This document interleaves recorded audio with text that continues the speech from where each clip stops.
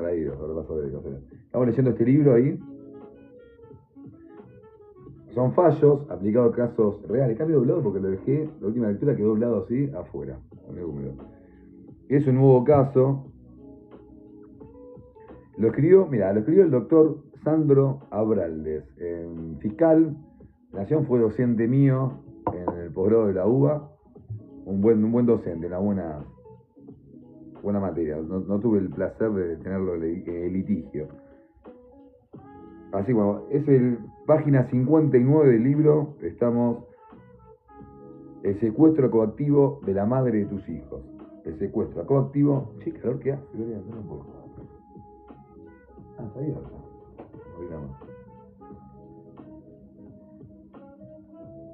Bueno, vamos.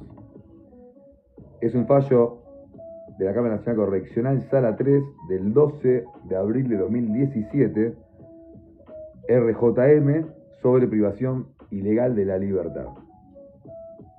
Lástima que no traje una lapicera o un marcador. A ver si hay algo por acá. Encontré, es un fibroma, un marcador. Bueno, no importa. Eso porque dije, voy a leer. La idea es preparar todo el escritorio primero. Dije, no quiero perder tiempo, si no me tengo que ir después. Bueno, arrancamos la lectura de corrido. Dice, en la ciudad de Buenos Aires, a los 12 días del mes de abril de 2017, se reúne la Sala Tercera de la Cámara Nacional de Declaración en lo Criminal y Correccional de la Capital Federal, integrada por los jueces Mario Margariños, Carlos Maiquez y Pablo Jantus, asistido por la Secretaría actuante, Paola Drupulich. Para efecto de resolver el recurso de cassación, el Tribunal Oral número 8 de esta ciudad, por sentencia el 2 de octubre de 2015, cuyos fundamentos fueron dados a conocer el 9 de octubre siguiente, resolvió en lo que aquí interesa. 1. Rechazar los planteos de nulidad e inconstitucionalidad efectuados por la defensa. 2. Condenar a JMR a la pena de 10 años de prisión, accesorias legales y costas, por considerarlo autor penalmente responsable del delito de sustracción y retención de una persona con el fin de obligarla a tolerar algo contra su voluntad, agravado por tratarse de la víctima de una persona a quien el imputado le debe su respeto particular en concurso real con el delito de desobediencia. Punto 3. Absolver a JMR, el imputado, por el delito de abuso sexual agravado por haber mediado acceso carnal. Declarar reincidente a JMR. Los artículos tanto, no voy a leerlos, esto no es una sentencia, un juicio, es una lectura. Punto 2. Contra la resolución, la defensa del nombrado interpuso recurso de cassación, que fue concedido y oportunamente mantenido en esa instancia. El 4 de diciembre del mismo año, se reunió de acuerdo a la Sala de Turno de Declaración Nacional de Declaración de Criminal y Corrección de la Capital Federal, cuyos integrados decidieron otorgar el recurso del trámite previsto en el artículo 465 del Código Procesal Penal de la Nación. Vamos. La etapa contemplada, el artículo 468, compareció el doctor Claudio Martín Armando, defensor público oficial, titular de unidad de actuación, por lo tanto, en defensa del señor R. Luego de ese acto procesal, actuaciones quedaron al estado de resolver. Entre toda la disputa, dice, el juez Mario Margariño dijo, contra la resolución del Tribunal Oral en lo Criminal número 8 de la ciudad por la que se condenó al señor JMR la defensa del nombrado interpuso recurso de cassación. En primer lugar, el recurrente consideró que el acuo, cuando se suma que no es el palo, el acuo es el juez inferior, el que decidió. El alquem es el juez de la Cámara Revisora, de la Cámara Ascendiente. Dice, en tal sentido manifestó, por un lado, que los sentenciantes omitieron ponderar los dichos de los testigos que, según esta defensa, hacían a su descargo. Asimismo, sostuvo que otras circunstancias relevantes que fueron probadas en la audiencia de debate no fueron tenidas en cuenta por los magistrados en el momento de resolver. También sostuvo la defensa que toda vez que el señor R resultó absuelto por el delito de abuso sexual con acceso carnal, se lo debería haber absuelto también por la privación ilegal de la libertad, pues, de acuerdo con el recurrente, el abuso sexual con acceso carnal se habría cometido en el transcurso de la privación ilegal de la libertad. Por lo que, bueno, ya puedo seguir leyendo, no voy a opinar nada hasta que avance la lectura. Por lo que, tratándose, a su entender, de un hecho único con unidad de acción entre el acceso carnal y la privación de la libertad, ello debería haber conducido a los magistrados de la anterior instancia a la absolución de subsistido por la totalidad de los sucesos. Argumentó asimismo, pausa. Argumentó asimismo el recurrente que la conducta endilgada al señor R resultaba típica, pues, de acuerdo con su criterio, para que se configure el delito previsto en el artículo 142 bis, inciso 2 del Código Penal, se requiere no solo la privación ilegítima de libertad, sino que ella se consiga forzar la voluntad de la víctima, no alcanzando las meras amenazas sobre el mal futuro. En tal sentido, señaló el impugnante que el representante del Ministerio Público Fiscal no precisó el fin coactivo de la conducta desplegada por R, es decir, no especificó cuáles fueron los actos que R consiguió que J realizara en función de la privación de la libertad, mientras que fueron los integrantes del Tribunal Oral quienes intentaron subsanar esa omisión, brindando una explicación que resultó, además, breve e insuficiente. También, en relación al artículo 142 bis, inciso segundo del Código de Fondo, este 142 y otros delitos fueron el juicio último que consiguió la solución. Es un delito que... Voy a avanzar la lectura. Después voy a opinar cuando avance un poco. Dice, bueno, vamos a arrancar otra vez el título el párrafo. También, en relación al artículo 142 bis, inciso 2 del Código de Fondo, la defensa planteó su inconstitucionalidad. En tanto sostuvo que la redacción de la norma era de una vaguedad tal, al contemplar como agravante a aquellas personas a las que se le debe un respeto particular, que resultaba violatorio del mandato de certeza derivado del principio de legalidad del artículo 18 de la Constitución Nacional. Eso tiene que ver con los tipos penales abiertos, cerrados, ¿no? Los tipos penales que a veces dejan una interpretación abierta, que esa forma hace que se flexibilice y también se puedan querer meter ante la insuficiencia de otro tipo de penales, como pasa con el 210, con varios artículos pasa eso, ¿no?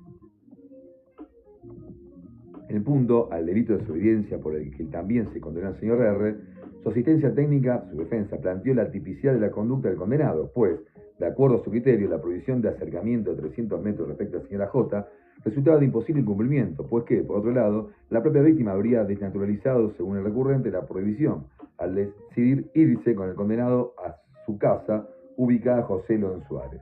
Esta es una particularidad que pasa muchísimo, ¿no? Con muchos delitos que se abren por la desobediencia, cuando ponen los juzgados de familia o cualquier prohibición de acercamiento, lo que sea, que después que no evalúan ningún criterio, a veces no saben que viven uno al lado del otro, o que conviven en la casa, que pretende que uno se quede en la calle, toman medidas que después son de imposible cumplimiento. No siempre, ¿no? En relación con la determinación de la sanción punitiva, la defensa cuestionó que se le haya impuesto a su asistido el mínimo previsto para el delito más grave, que es de 10 años de prisión, accesorias legales y costas, ya que a su entender, el ACUO, el juzgado anterior, debería haber escogido un monto por debajo del mínimo de la escala penal, una perforación del mínimo penal. Si podemos charlar de cada tema que vamos leyendo, termino mañana. Quiero avanzar con este caso. La perforación del mínimo legal es una doctrina muy, en casos puntuales, lo he visto en la práctica, pero no siempre se puede alegar sin un fundamento. Finalmente, el recurrente planteó que el representante del Ministerio Público Fiscal, al momento de alegar, no proporcionó motivo suficiente a fin de justificar el pedido de aplicación del artículo 50 del Código Penal respecto de su asistido, lo que, a su criterio, obstaba a que los sentenciantes impusieran tal instituto. Subsidiariamente, la defensa postuló la inconstitucionalidad de la norma legal aludida por entender violatoria a diferentes garantías constitucionales. Ese fue el planteo un poco que hizo la defensa. Esa palabra inconstitucionalidad siempre me costó decirla. Vamos con el punto 2. En la sentencia impugnada, el ACUO tuvo por probado que el día 7 de febrero de 2014, en hora de la noche, JMR privó de su libertad a MSJ y con posterioridad en ese suceso mantuvo esa privación con el fin de obligarla a realizar actos contra su voluntad, llevar junto a él a la pequeña hija de ambos y luego buscar la documentación necesaria para acceder el cobro de la asignación universal por hijo, hasta el día 12 del mismo mes, fecha en la cual la intervención de edición de secuestro de la Policía Federal Argentina produjo el cese de la conducta de R y procedió a su detención. Asimismo, los sentenciantes tuvieron por acreditado el delito de desobediencia en que incurrió el condenado, pues al haber privado a J de su libertad ambulatoria a partir de la noche del 7 de febrero, violó además la orden judicial de prohibición de acercamiento dictada conjuntamente por la magistrada a cargo del Juzgado Nacional en lo Civil 84 de esta ciudad, por tanto, con relación a nombrada como su hija MR, hija de ambos. Bueno, acá estamos ante un hecho típico de familia, de pareja, donde empieza con esas denuncias. A ver cómo sigue. Yo esta lectura estoy discutiendo con ustedes, no conozco el caso, ni había leído nunca este fallo.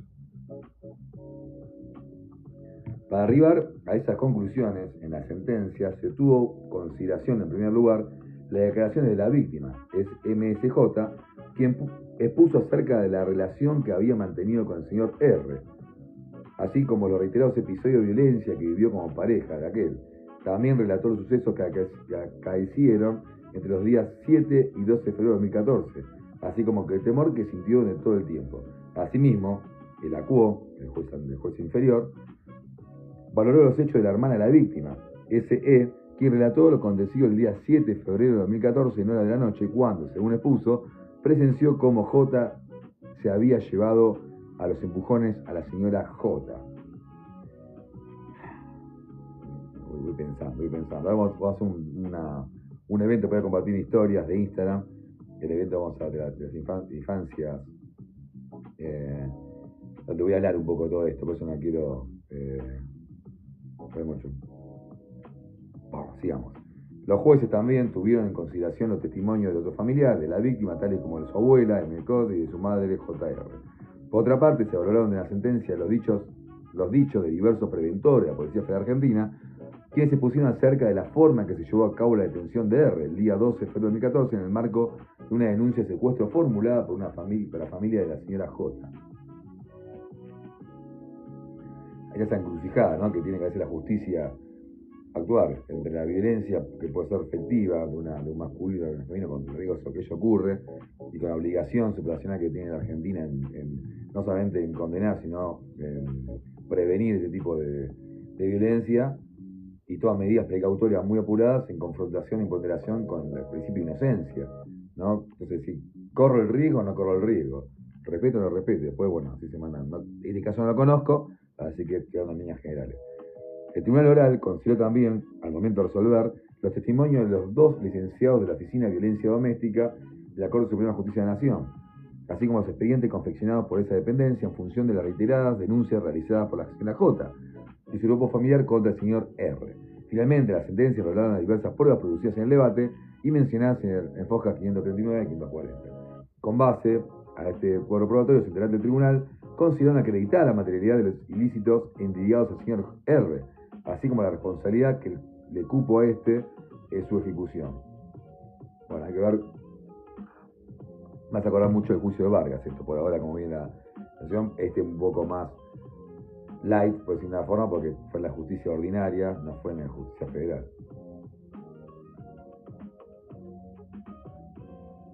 Ahí seguimos. Bueno. Punto 3.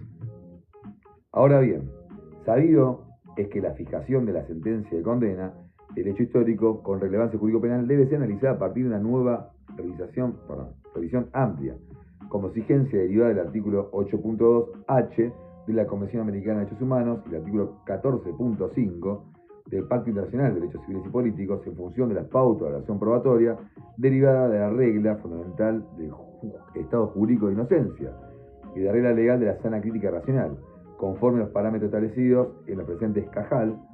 No voy a leer todo esto, la cita. A fin de determinar si los jueces del juicio han arribado a una decisión respetuosa de los límites definidos por aquellos principios normativos propios de la tarea de reconstrucción y suceso histórico, objeto de decisión. Voy a leer otro momento los fundamentos del juicio Vargas, están muy buenos. Tiene que ver un poco con esto y a ver cómo sigue. A ver. Con base en tales pautas conceptuales, considero que los límites normativos establecidos para toda decisión judicial respecto de la reconstrucción histórica de un suceso objeto de la condena han sido correctamente atendidos por el Tribunal ACUO, en la sentencia condenatoria impugnada, pues a partir del razonamiento probatorio aplicado en ella, puede afirmarse con gran certeza exigido normativamente que JMR privó de libertad a MSJ en la noche del 7 de febrero de 2014 hasta el día 12 del mismo mes, fecha en la cual la intervención de la División Antisecuestro, la Policía Federal Argentina, produjo el cese de la conducta de R y procedió a su detención.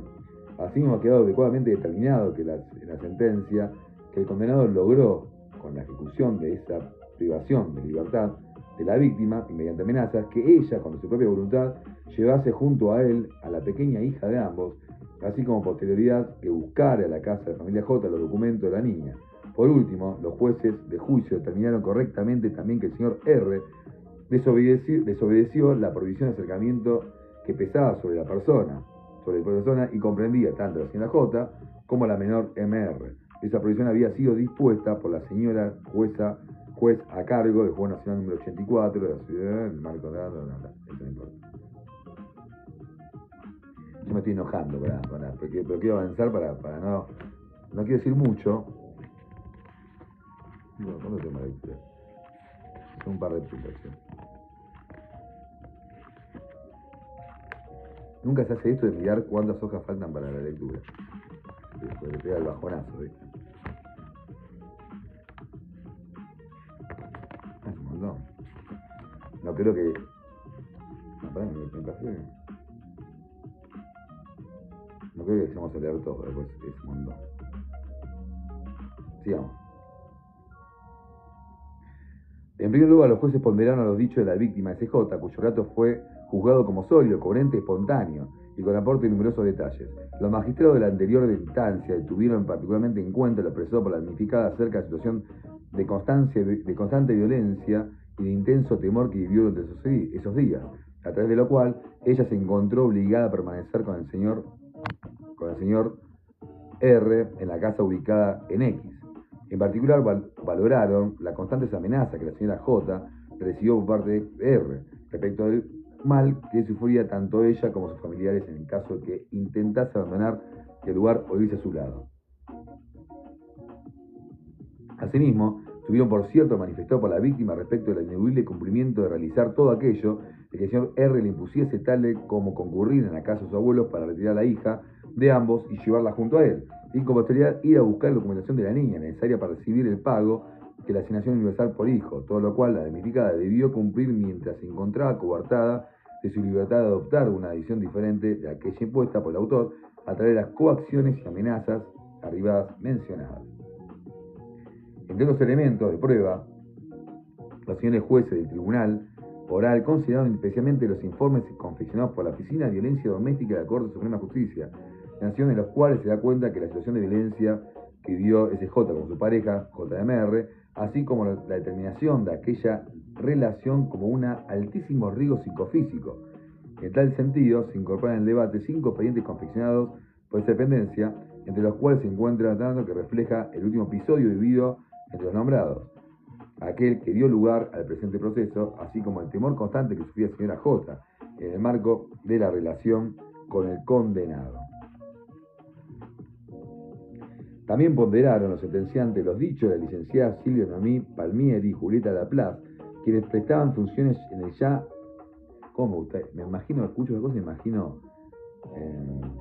ustedes saben cómo habrá sido, ¿no?, el debate. Porque hay muchos informes de este tipo que son bastante flojos papeles. Estas resultaron contestas respecto de que la víctima evidenciaba tener miedo de aquello que el señor R pudiese hacerle, tanto a ella como a su familia, y que él se sentía absolutamente convencida de que, al permanecer junto a él, tal como éste lo pretendía, y al cumplir con los designios de R, se calmaría y así ella evitaría cualquier tipo de mal. Ambos profesionales señalaron también que, respecto del episodio que motivó las presentes actuaciones, la señora J le manifestó que si bien la cerradura de la casa X, en la que se encontraba el señor R, estaba rota, por lo que la puerta del lugar estaba sin llaves, ella no podía salir de allí por temor a la reacción violenta anunciada constantemente por el nombrado. Qué difícil, ¿no?, estas defensas. Me digo que son difíciles en sentido del sistema, ¿no?, que encuadra todo esto, no tanto del hecho.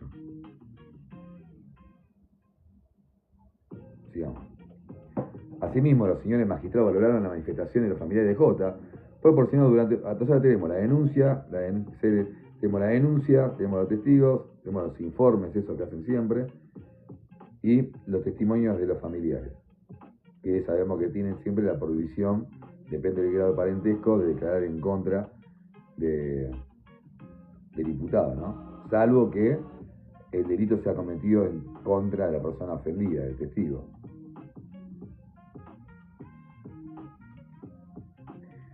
Esos testigos describieron así las dos ocasiones en que, durante ese lapso, la señora J se presentó en la casa de la señora O a buscar a la niña, la primera por oportunidad, y luego la documentación.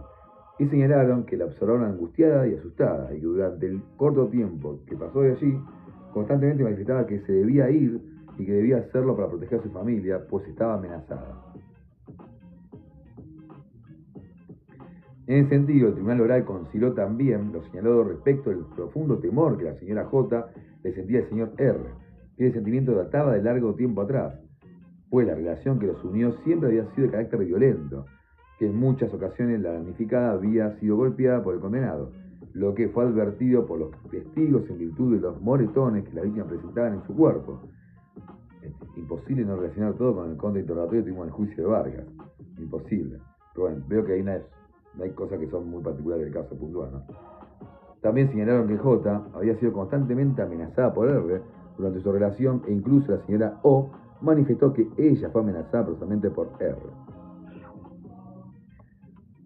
Los tres testigos declararon, además, acerca de los operativos policiales que se llevaron adelante, e instancias precisamente de la familia para dar con el paradero de SJ entre los días 7 y 12 de febrero del 2014.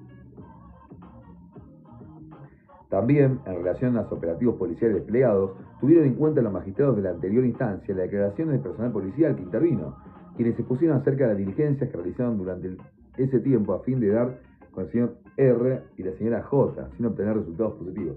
Esto es buenísimo. Ojalá después voy a ver si puedo subir algunas publicaciones con interrogatorio que hicimos con los policías del juicio, porque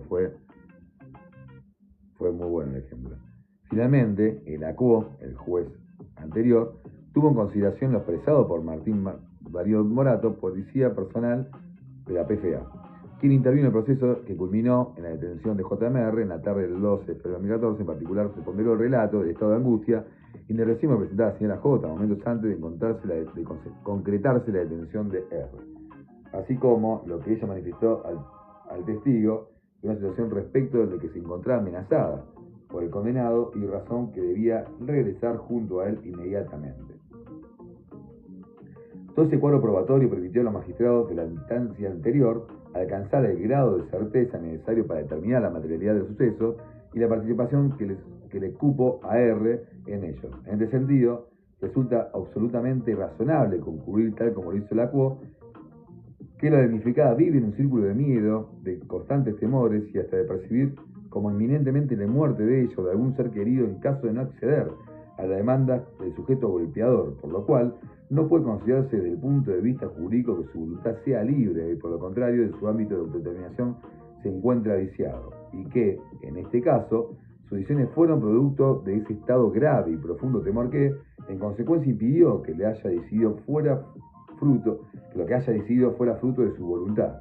En cambio, se tornara viciada por la intimidación y el constante estado de amenaza y latente situación de una inminente muerte o grave atentado contra su integridad física o la de sus familiares o de su propia hija, de escasos meses de edad.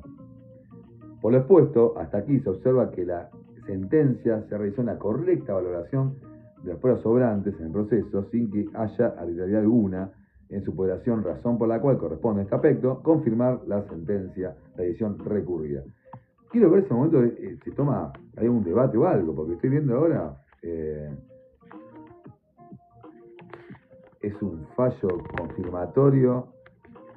Vamos a seguir leyéndolo, no lo voy a subestimar el caso, es bastante largo, pero vamos a seguir leyendo un poquito más. Después de esto me voy a leer los fundamentos de un caso parecido, pero más grave y contrario, ¿no? Esto para tener dos miradas. Vamos con el punto 4, página 68, Y desde el punto de calificación jurídica de la plataforma fáctica tenida por aprobada la sentencia de la condena, cabe señalar que el tribunal que acuó inferior asignó en parte el suceso la figura prevista en el artículo 142 bis del Código Penal, privación legítima de libertad coactiva. Sí, acá este fue condenado, estoy viendo, y con algo mucho menor, por lo que veo. Sobre la subsunción del hecho como privación ilegal de la libertad coactiva, artículo 142 bis, primer párrafo del Código Penal, corresponde, después hay una parte que quiero ver, que está bueno el análisis que hace el Código Penal, así podemos debatir un poco, pero corresponde destacar en primer lugar, a fin de dar respuesta a las críticas formuladas por la defensa a su impugnación de la sentencia que, tal como destacada doctrina nacional ha sostenido de antiguo para la configuración de la conducta típica de privación de libertad, el atentado a libertad puede tener carácter negativo o positivo. Yo estoy de acuerdo. Primero, priva o limita la acción o la locomoción. Tanto lesiona la libertad personal de otro, hasta que le impide la libre acción de sus miembros o de cualquier parte de su cuerpo, o le impide ir de un punto al otro, como que le impone un determinado movimiento corporal o ir en dirección o a un lugar determinado. Esto es Núñez, Ricardo, Derecho Penal Argentino, Biografía Homero, Buenos Aires, 1987, página 34.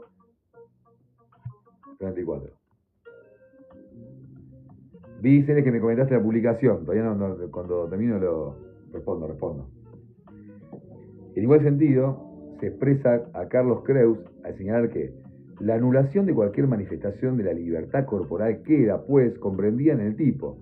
Esto se da tanto cuando la gente impide a la víctima desarrollar libremente su actividad corporal, por ejemplo, salir de un determinado lugar, como cuando le impone una determinada actividad corporal, por ejemplo, que vaya a determinado sentido o un lugar determinado.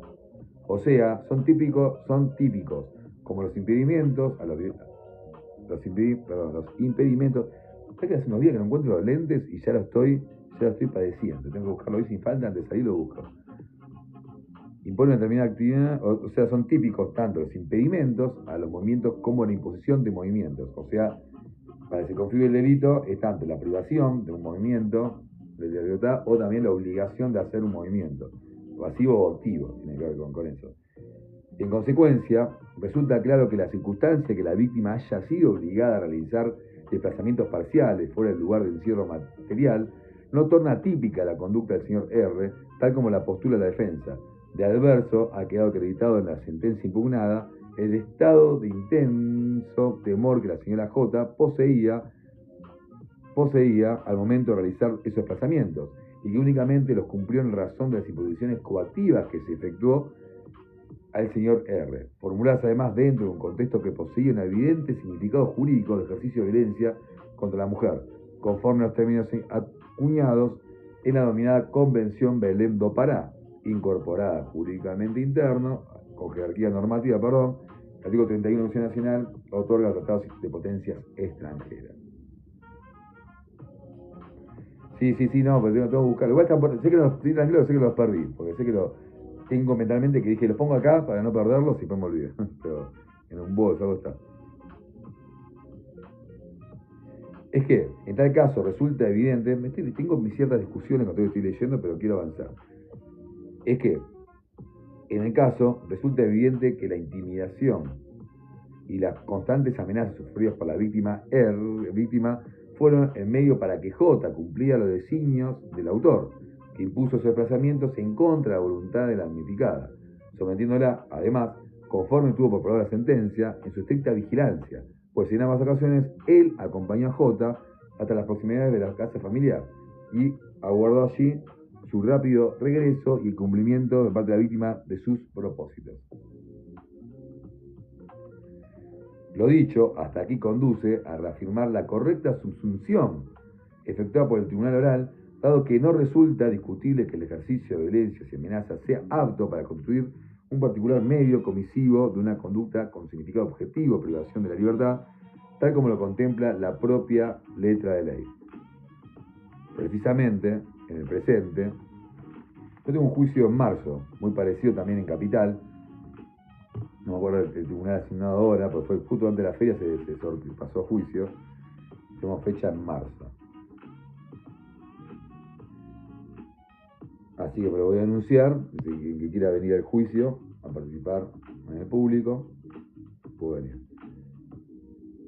En segundo lugar, también, de modo correcto, el tribunal actuó, asignó carácter coactivo a la privación de la libertad ejecutada por el condenado. Artículo 152 bis del Código Penal. Pues, conforme con los hechos probados en la sentencia, la señora J, durante su privación de libertad, fue coaccionada por el señor R a concurrir al domicilio de su abuela. En un primer momento, para cumplir con la imposición de aquel, consistente en buscar a la niña, a su hija de 8 meses de edad, y llevarla junto a él. Asimismo, en una segunda oportunidad, fue obligada por él a regresar a ese domicilio para procurarse determinada documentación. Qué difícil esto de ver, esta afirmación de decir que fue obligada a ir a la casa familiar a buscar a la beba, la documentación, calculo yo como sigue avanzando, cómo está avalado en otras pruebas, en qué prueba está reafirmado esto, ¿no? De ese modo, el condenado no solo ejecutó la privación de legítima libertad, significa también lo logró mediante coacción. De ese modo, el condenado no solo ejecutó la privación ilegítima de libertad de la damnificada, además logró mediante coacción obligarla a llevar junto a él a su hija MR para quebrantar así la provisión judicial de acercamiento que sobre él pesaba. También respecto a la menor, posteriormente consiguió también bajo coacción, ¿no? Ese título, como que J retirase los documentos de la niña. Por consiguiente, en el caso, la subsunción de la figura del artículo 142 bis, primer párrafo del Código Penal, satisface plenamente las exigencias de legitimidad derivadas del principio constitucional del acto o autorización.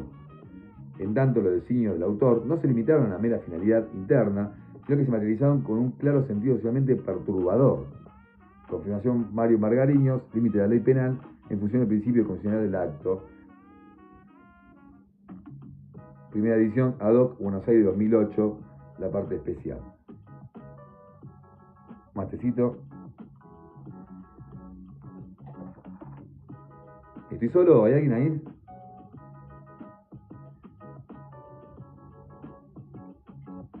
Sigamos, Punto 5. En la sentencia recurrida, estoy obligado después de la lectura de signo del libro, voy a leer los fundamentos del caso Vargas. Voy a publicar con fecha y hora. Igual son 174 fojas. Ahí está. 174 fojas sí que es un montón, pero bueno. En sentencia recurrida se aplicó además la agravante contenida en el inciso 2 de 142 bis del Código Penal, en tanto el ACUO, el juez interior, consideró que la privación de libertad coactiva ejecutada por el condenado fue cometida sobre la persona de un individuo a aquel debe respeto particular. En tanto, según los sentenciantes, afirmaron que la víctima era madre de sus hijos. Pues bien, en relación con la pretendida inconstitucionalidad de esta regla calificante, alegada por la defensa en el recurso interpuesto, sobre la base de una supuesta indeterminación de la presión o de otro individuo a quien deba respeto familiar, respeto particular. La agravante es esa. La defensa cuestionaba que juntamente ese agravante, el inciso 2, es un tipo penal abierto, por lo que viola el principio de legalidad, ¿no? El número clausus, no sé si lo habrán estudiado en la facu, eso que tiene que ver con la exigencia que tiene que dar el tipo. Con la finalidad de no crear una inseguridad social, ¿no? De que pues cualquier interpretación puede ser abierta para poder condenar y salir a buscar autores más que hechos. Ello así pues, como desde antiguo se ha enseñado, dice, y se plantea adolece de efectos de fundamentación que determinan su inadmisibilidad, o sea que hay una inadmisibilidad de esa parte del recurso. Sabido es que, para la procedencia del examen en una cuestión federal se exige, entre otros requisitos, la demostración de que hubo una relación directa e inmediata con la materia del juicio, pues así lo requiere el artículo 15 de la ley 48, ley vieja. Ello así pues, como de antiguo se ha señalado que, para la admisibilidad del remedio federal, el artículo 14 de la ley 48, es indispensable, como lo presupone el carácter excepcional de aquel remedio, lo requiere el artículo 15 de la ley 48, y lo confirma la reiterada jurisprudencia del tribunal, que la cuestión materia del pleito tenga relación directa e inmediata con las disposiciones de la Constitución o la ley invocadas dentro de él. Esto es Esteban Imas y Ricardo Rey, el recurso extraordinario editorial de la revista Jurisprudencia Argentina, S.A. Buenos Aires 1943. Un par de años tiene la cita.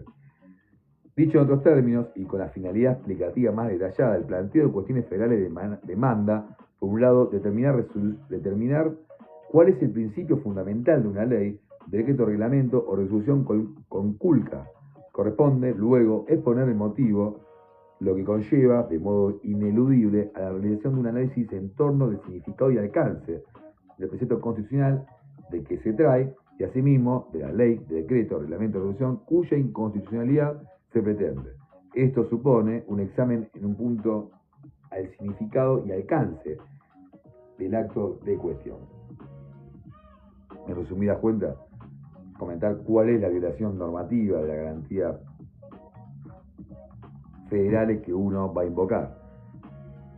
Cumplidos tales extremos, es además ineludible llevar a cabo un análisis de la falta de coherencia normativa que se alegue, eso que está bien explicado y bien fundamentado cuando alegamos, porque el típico resolución de la Corte y demás es que los hechos invocados por la defensa no constituyen un agravio que haga abrir la vía excepcional que corresponde. Entonces yo siempre soy criterioso en que antes de hacerse el doctrinario, de hacerse el jurista y citar, para arrancar con una simpleza del hecho, en el argumento de decirle, vengo por esto y esto me sirve palabra. Yo estoy haciendo una presentación que no voy a comentarla en público por ahora, y justamente es un espacio que nunca había llegado en la proyección, algo nuevo, se necesita bueno que hay algo nuevo para hacer, y lo planteé de ese punto, ¿no? Porque yo he visto algunos modelos y cosas, y colegas, y veo que van, uno tiene que sacarse la cabeza que va a enseñarle derecho a los jueces. Uno no va a enseñarle derecho a los jueces, uno va a bajar en hechos concretos lo que dice la norma. Voy a comunicarle en hechos o en pruebas lo que dice o lo que no dice la norma. No va a explicarle a que le apruebe un examen en el tribunal. Aparte de esa forma también le sacás un peso de encima de tener lo que significa eso, ¿no? Bueno, pará. Punto 5. En la sentencia recurrida se aplicó además el agravante contenida en el artículo inciso 2. Yo lo leí esto. Antes yo lo leí, perdón. Había vuelto a la página anterior, perdón.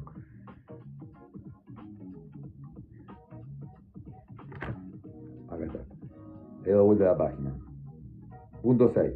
Corresponde ahora analizar la interpretación y aplicación del caso efectuada por el tribunal oral de la calificante arribada mencionada, que en su texto completo determina el incremento de la sanción prevista en el primer párrafo del artículo 142 bis, cuando la privación de la libertad coactiva se cometiera en la persona de un ascendiente, de un hermano, del cónyuge o conviviente. O, esta es la frase que se cuestiona. Ale, ¿cómo va? Esta frase que se cuestiona que, o de otro individuo a quien se deba respeto particular, ¿no? Es entendible lo que plantea la defensa, porque ¿cuál es el valor o cuál es el límite de a quién se le debe un respeto particular? Porque en realidad el prójimo, el respeto se le debe cualquier situación de esa, iría con agravante, en vez de ir por el tipo penal normal, el 142 normal, porque se le debe el respeto a todos. No sé cuál es la interpretación que nos va a dar el legislador para decir cuál es el límite de eso. Para fundar su decisión de imponer este agravante, el ACU argumentó que, en cuanto se tratase de una persona a la cual se le debe el mismo respeto particular, esa tiene como razón de ser el respeto familiar. No se trata siquiera de un vínculo jurídico, sino que se protegen reales relaciones parentales generadoras de confianza, y así lo constituye la mujer con la que convivió, y que es la madre de sus dos hijos. El respeto está íntimamente vinculado a la mujer que dio luz a sus hijos, luego de una convivencia en la que ambas criaturas fueron gestadas. A ver, leyendo esto solo, sin entrar en el interior de la causa, suena lógico la confirmación. Porque no se está yendo a una pareja, a una concubinato o algo así. Hoy en día sabemos que el nuevo Código Civil y todo eso actualizó o expandió esos vínculos familiares, que no solamente un papel de matrimonio se cae una obligación si no está firmado, no.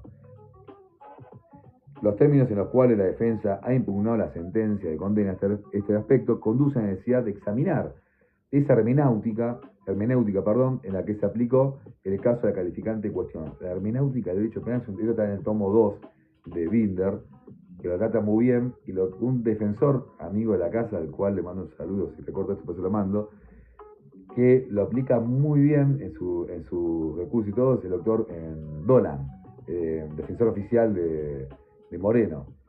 Más, un trabajo que una vez, una defensa que agarré, justamente vi un escrito de un planteo que hizo Lucas, que está muy bien explicado todo esto. Es razonable interpretar que los supuestos en los que la norma refiere la calidad de ascendiente o cónyuge del legislador incrementa los montos de la escala penal, pues computa el quebrantamiento del orden institucional que supone que el autor ejecute su acción típica respecto a la persona con la cual se encuentra inmerso en un vínculo que impone a sus integrantes el deber legal de realizar prestaciones recíprocas en favor del otro, es decir, en virtud de la sola pertenencia a la institución en la cual se trate. Una explicación in extenso acerca de la competencia nacional, esto de parte general, esto de Jacobs, una cita de Jacobs, en una cita larguísima, la voy a leer.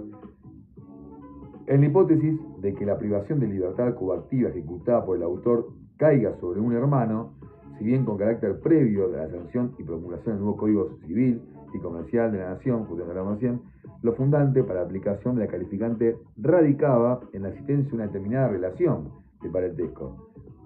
En la actualidad, el artículo 537 del citado cuerpo legal impone expresamente el deber alimentario recíproco entre los hermanos, y por consiguiente es dable interpretar que la agravante punitiva, en ese caso, se explica también por el quebrantamiento de los deberes positivos institucionales que el accionar típico comporta. Bien. Muchas veces en el derecho penal tenemos que ir a normativas de interpretación de la fuente civil, ¿no? Para poder ver, cuando ponen estos tipos penales medios abiertos, la interpretación a qué se está refiriendo.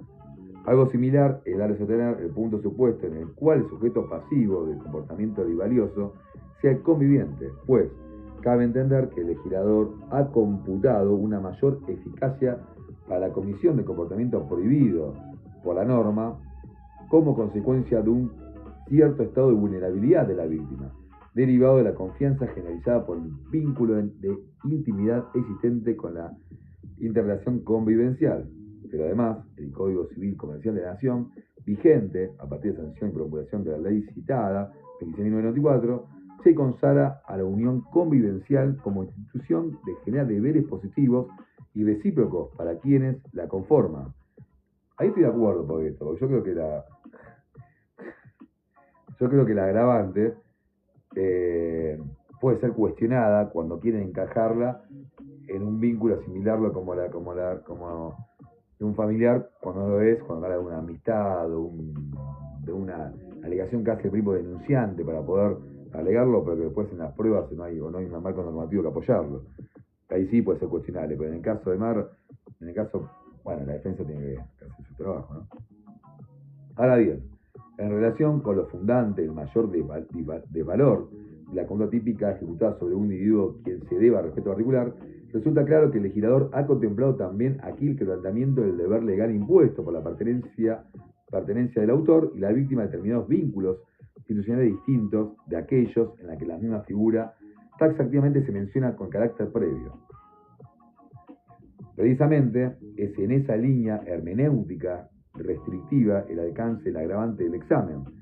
Se ha pronunciado de antiguo y de modo pacífico de la doctrina nacional, limitando su aplicación a aquellos supuestos en los cuales un sujeto pasivo sea autor o maestro del autor, pues en esa clase de vínculos la ley civil impone deberes derivados de la relación.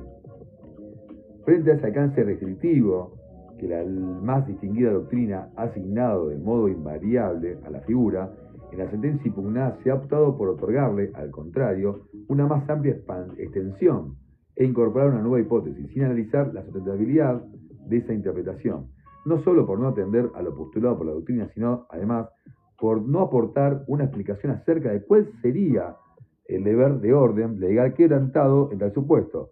Ello, claro está, en tanto se tenga presente el axioma elemental propio de todo orden jurídico de libertades, conforme al cual, entre moral y derecho positivo, no media una total juxtaposición.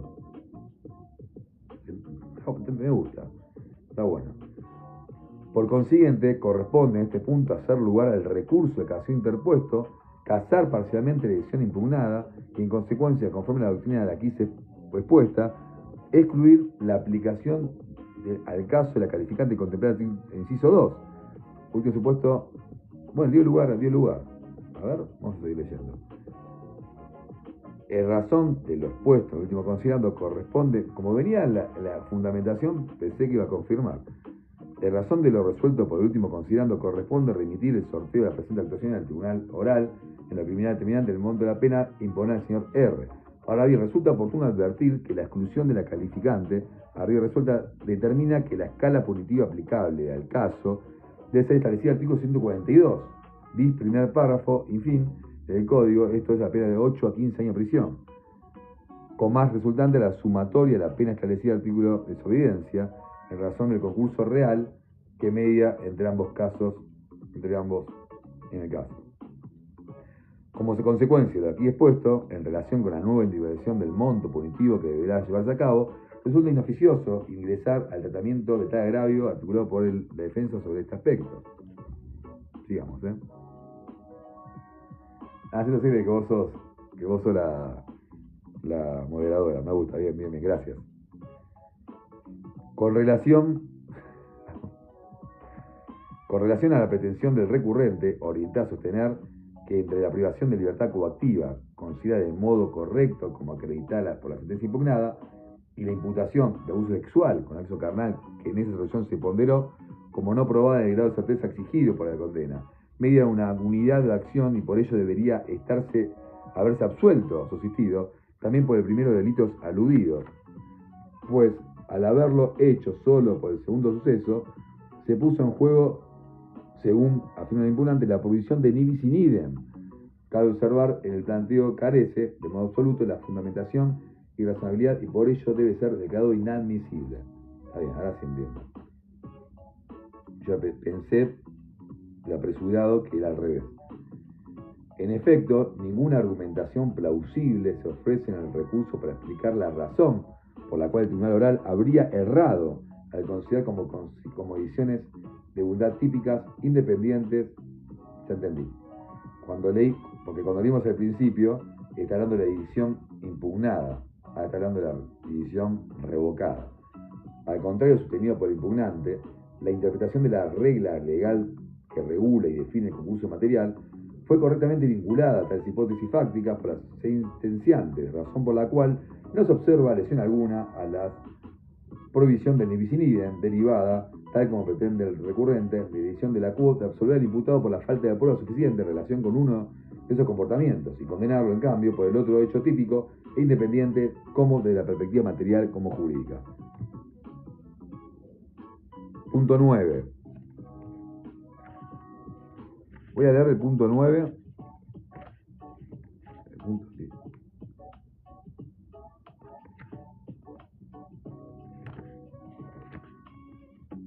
Perdón, no estoy durmiendo. Sí, es largo este capítulo. Mira, qué bueno está. Voy a leer por la mitad, porque después viene dentro de la crítica del fallo, de los temas que yo lo he trabajado un montón. ¿Sí? Vamos a avanzar. Voy a leer el punto 9 y algo del 10 y pues ya por hoy 5. Tengo apuro, che. Punto 9. Se agravió también la defensa del señor R, por cuanto en el punto dispositivo cuarto de la sentencia impugnada se declaró residente a subsistir al considerar que este instituto resulta inconstitucional a la luz de diversos principios y garantías fundamentales. Sobre base, en razón de las consideraciones formuladas en el presente obredor, resolución del 4 de agosto de 2015, a la que cabe remitirse aquí en honor a la brevedad, corresponde declarar inconstitucionalidad del artículo 50 del Código Penal, toda vez que, por los motivos allí expuestos, esa regla legal establece una distinción ilegítima, en tanto carece de una fundamentación razonable para su formulación. Por ello, debe hacerse lugar al recurso de casación interpuesto, casar la decisión recurrida a este punto, declarar la inconstitucionalidad del artículo 50 del Código Penal, en tanto esa norma contradice lo dispuesto artículos 16 y 19 de la Constitución Nacional, y en consecuencia deja sin efecto el punto 4 de la sentencia impugnada. Listo. Muy bien. Punto 10. Les voy a leer un toquecito. Es larguísimo, pero suena muy interesante. Digamos. A ver cuánto es. No llego ni loco de leerlo. No te querías, Punto 10. Vamos a ver dónde llamo. En función de lo expuesto hasta aquí, corresponde 1. Confirmar la sentencia impugnada en cuanto condenó al señor JMR como autor penalmente responsable del delito de privación y legítima libertad coactiva en concurso real con el delito de desobediencia. ¿Cuánto es el artículo de la ley? 2. Declarar inadmisible el planteo de inconstitucionalidad del inciso 2, último supuesto, artículo 152, informado por la defensa. Hacer lugar parcialmente al recurso de ocasión del puesto de defensa del señor y en consecuencia casar el punto dispositivo 2 de la sentencia recurrida y excluir la aplicación del caso calificante del inciso 2. Clarísimo. Entonces, no dio lugar a la inconstitucionalidad del agravante, sino que dio que no la puso como no la aplicó en el caso concreto, pero no declaró inconstitucionalidad. Después pone, declarar inadmisible el agravio relativo a la afectación del principio fundamental de bis in idem. Y 6. Hacer lugar parcialmente al recurso de cassación interpuesto a la defensa y declarar la inconstitucionalidad del artículo 50 y en consecuencia dejar sin efecto el punto 4 de edición recurrida, todo lo cual resuelve sin costas. El juez Pablo Jantus dijo que adhiere a la propuesta para el caso que propone el doctor Mario Margariños. En el punto 3, 4 y 8 de su voto, dice, en cuanto al tratamiento merece el planteo inconstitucionalidad del artículo 52, inciso 2, efectuado por la defensa en el debate y rechazado en el fallo, considero que la parte recurrente ha relacionado de modo suficiente la norma en cuestión con los principios fundamentales cuya tradición acusa y con las circunstancias del caso. Ahora bien, aunque acierta recurrente al observar que la definición del individuo a quien deba respeto particular que contempla la disposición no es clara y precisa, debe descartarse que con ello se ve afectado el principio de taxatividad. Ello en la medida que es posible determinarla por vía hermenéutica, como propone el doctor Margariños, aplicando la agravante función del mayor de valor de la acción que supone el quebrantamiento del poder positivo derivado de la relación que une a las partes como en los demás casos aludidos en la propia ley cuestionada. Como bien lo explica en su voto, eso es lo que ocurre en el caso del tutor o maestro del tutor, ya que en esa relación emerge un vínculo generador de deberes y lo que puede sumarse, desde mi punto de vista, en el caso de la donación.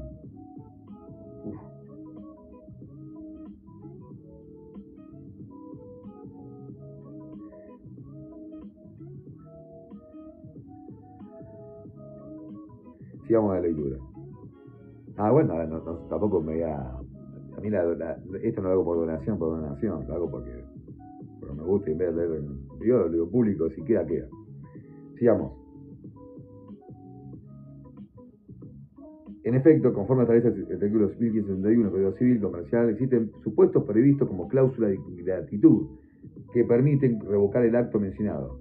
El atentado contra la vida de persona donante, de su cónyuge convivente, de sus descendientes, las injurias graves o afectación de honor, la privación injusta de los bienes internos de su patrimonio y el reuso de alimentos en condiciones del artículo 1572. En consecuencia, la resolución propuesta consiste en una interpretación hermenéutica restrictiva permitida que, lejos de acudir a la analogía o la función creadora, permite resolver el caso acotando la conducta penalmente relevante y respetando así el principio de legalidad.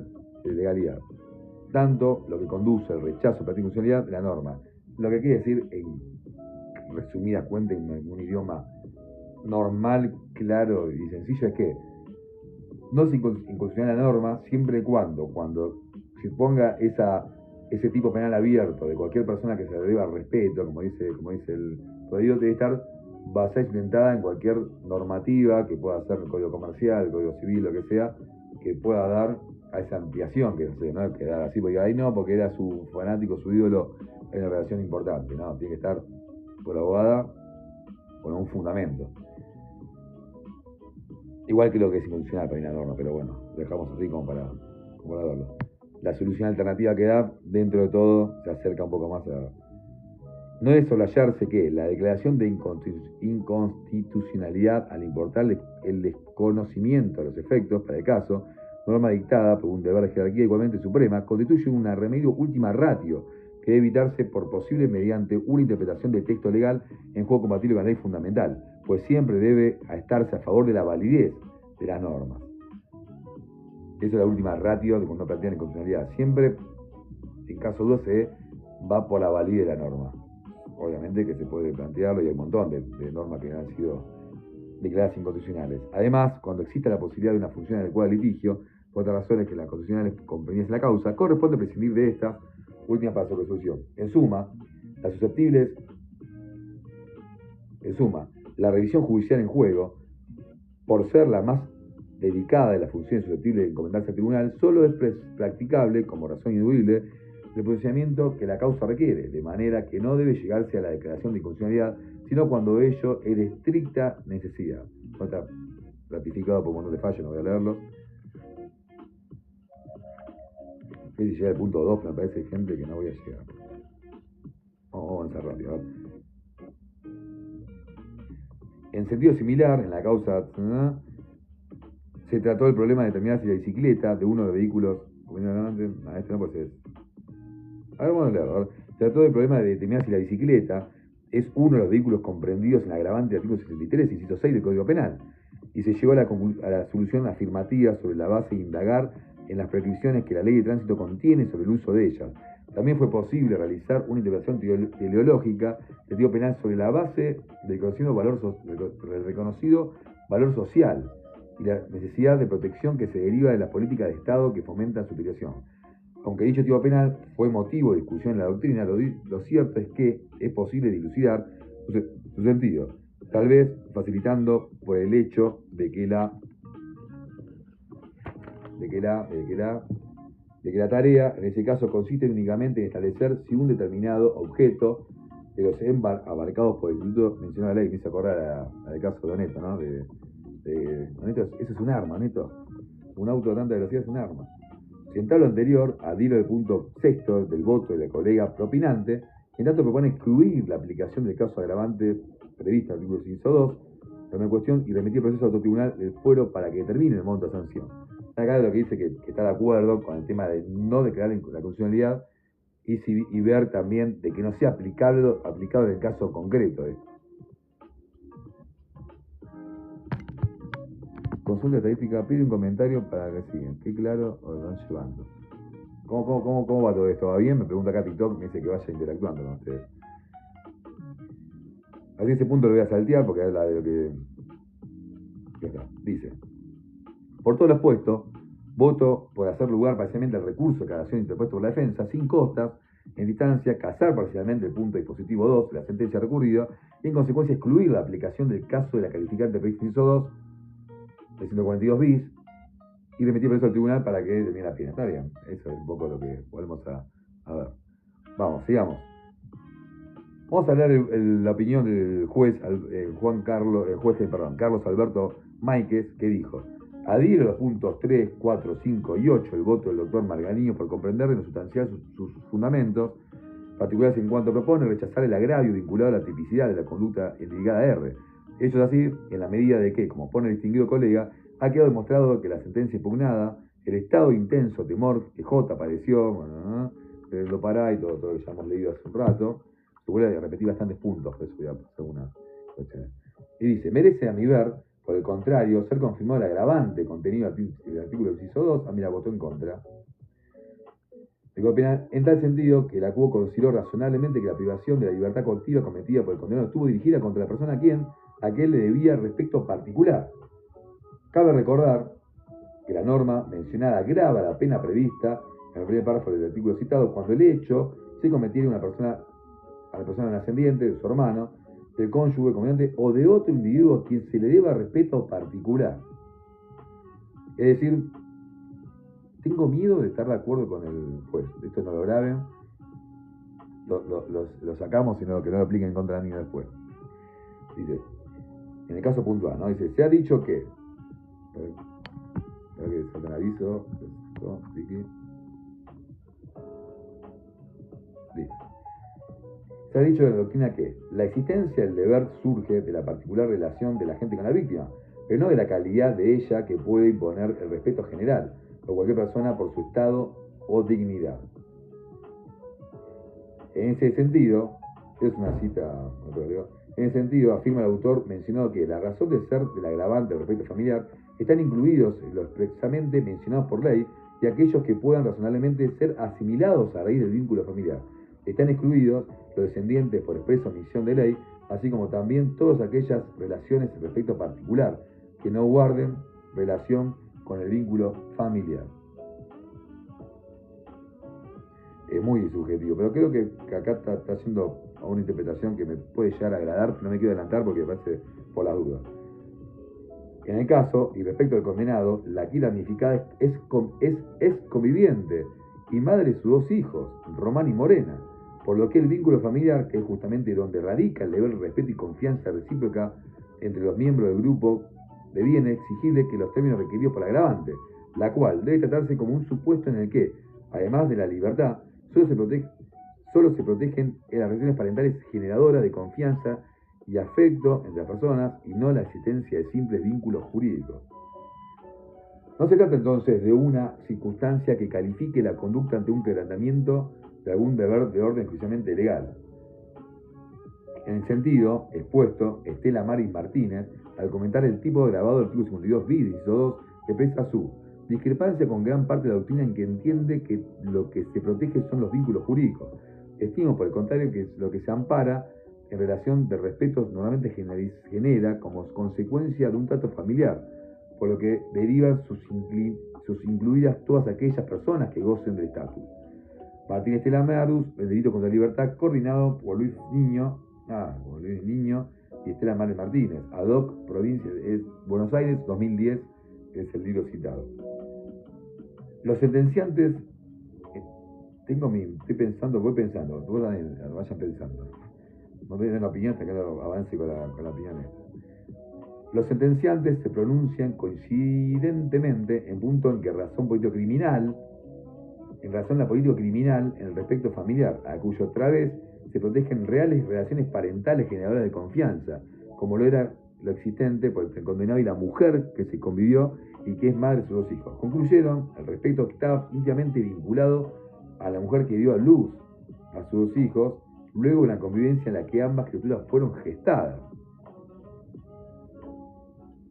En todo lo expuesto, y no verificándose una errónea aplicación de la ley sustantiva o arbitrariedad de su interpretación, es que entiendo que debe confirmarse la aplicación del caso agravante y contenido.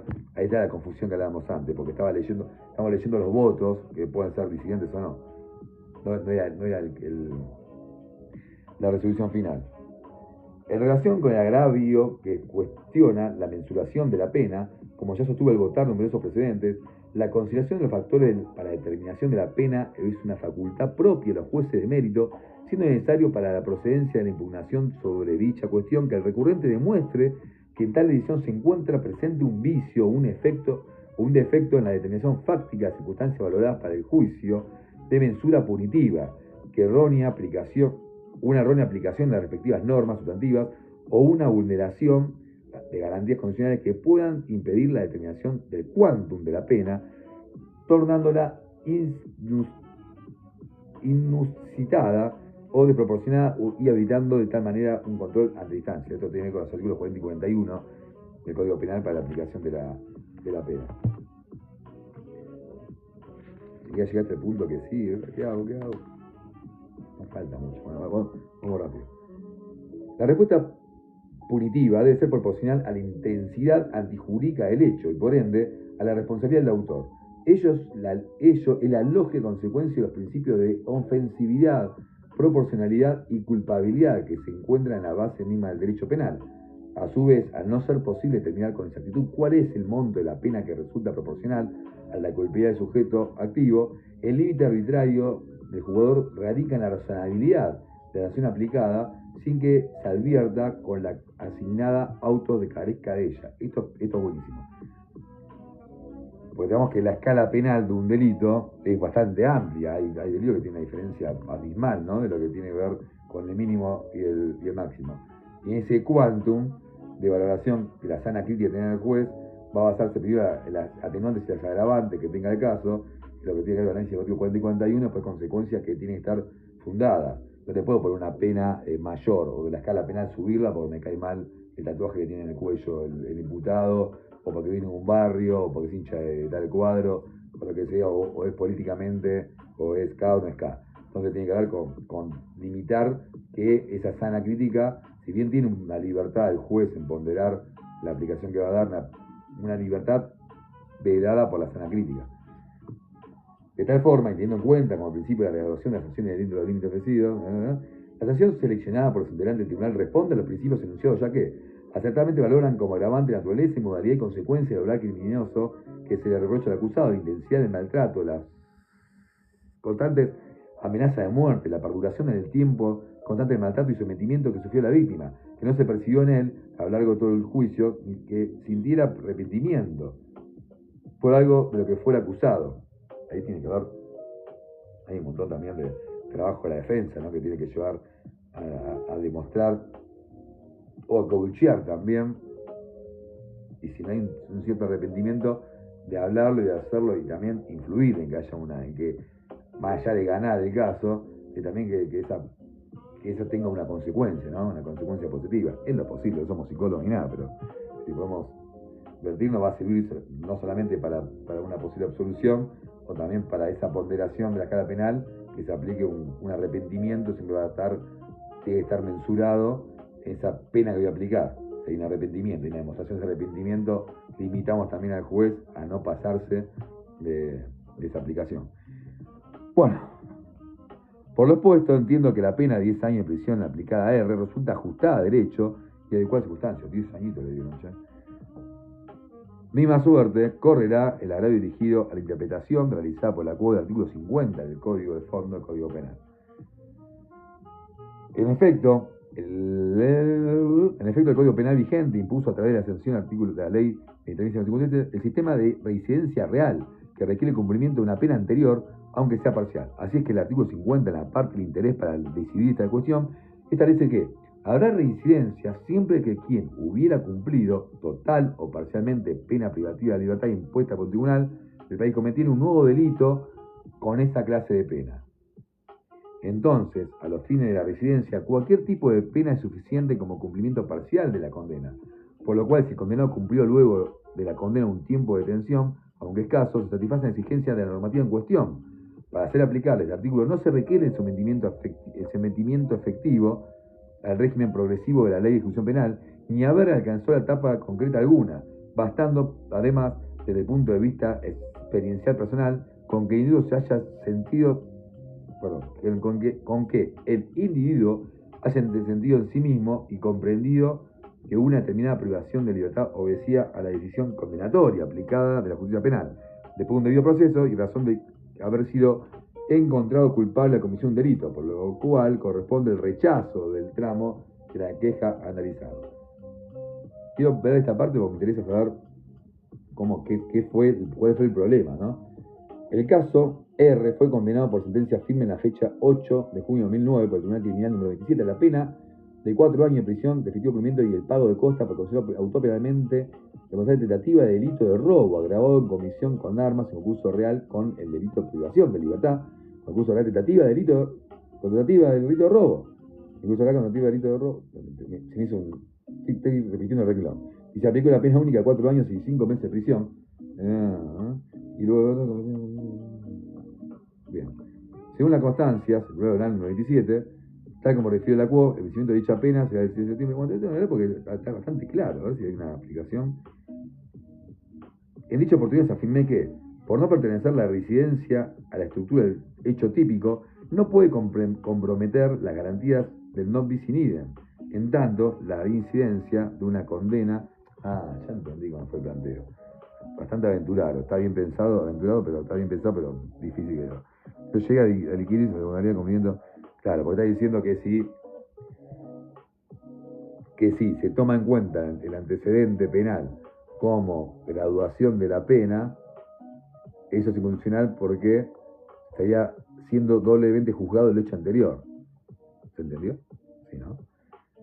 La circunstancia de que la residencia obre como un impedimento para la obtención de un beneficio de libertad condicional, si bien parte de la consideración de la condena anterior, no importa el sometimiento del imputado a otro proceso sobre la misma materia, ni afecta el carácter de cosa juzgada del pronunciamiento condenatorio antecede. Solamente se valora el desprecio por la pena que pone en evidencia quien, pese a haberla sufrido, antes recae en el delito, y lo que interesa es que el autor haya experimentado el encierro que importe una condena. No obstante, lo cual reincide demostrando su insensibilidad ante lo que amenaza de un nuevo reproche de que la amenaza cuyo alcance ya conoce. ¿Se entiende? Ahí lo que dice es que lo que se está castigando no es una doble punición al hecho anterior.